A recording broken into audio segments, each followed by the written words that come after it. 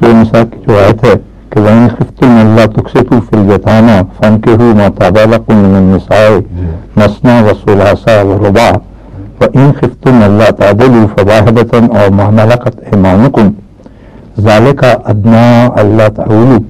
یہ نظر میں اس بارے میں 3 سوالات ہیں، میں آپ سے پوچھنا چاہتا ہوں. پہلا یہ ہے کہ اس آیت کی روشنی میں کیا یہ بات بالکل واضح ہے کہ ان عورتوں کے ساتھ ازدواجی تعلقات صرف نکاح کے ساتھ قائم کیے جا سکتے ہیں؟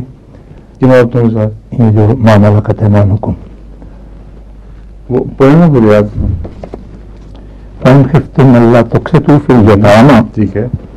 فَانكِحُوا مَا طَابَ لَكُم مِّنَ النِّسَاءِ مَثْنَىٰ وَثُلَاثَ ٹھیک ہے، وَرُبَاعَ بالکل. وَإِنْ خِفْتُمْ أَلَّا تَعْدِلُوا فَوَاحِدَةً أَوْ مَا مَلَكَتْ أَيْمَانُكُمْ ٹھیک ہے. ذَلِكَ أَدْنَىٰ أَلَّا یہ جو تَعُولُوا. بحث ہے لونیوں سے ازدواجی تعلقات، یہ آپ کو ضرورت کیا پیش آئی اب چھیڑنے کی؟ مقصد ہے کہ ان کو کتابوں میں رہنے کی کیا ضرورت ہے خام خواہ؟ یہ ایسے مین سوال نہیں تھا. آگے ایک اور سوال. اس کو جو نہیں، اس کو چھوڑ دیں، بیکار ہے. اس پہ جہاں تک مجبوراً بحث کی تعلق ہے، میں درس میں ذکر کر چکا ہوں. حضرت خلیفۃ مسیح اول نے، حضرت مسیح مسیح ثانی نے اپنا موقف بیان فرمایا ہے اور قرآن اور حدیث سے استنباط کیا ہے. بہت سے دیگر علماء ہیں، ان کا ایک اور موقف ہے.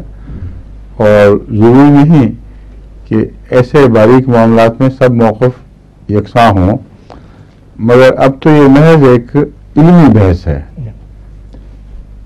جب ایسا دور ہوگا کہ جنگوں میں مسلمانوں کے مخالف قومیں ان کی عورتوں کو لونڈیاں بنائیں اور ان سے یہ سلوک کریں، تو پھر جوابی کارروائی کے طور پر ہمیں سلوک کرنا ہوگا.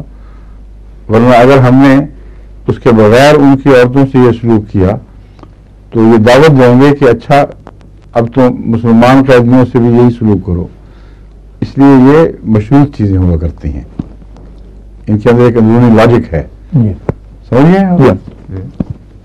اگلا سوال کیا ہے؟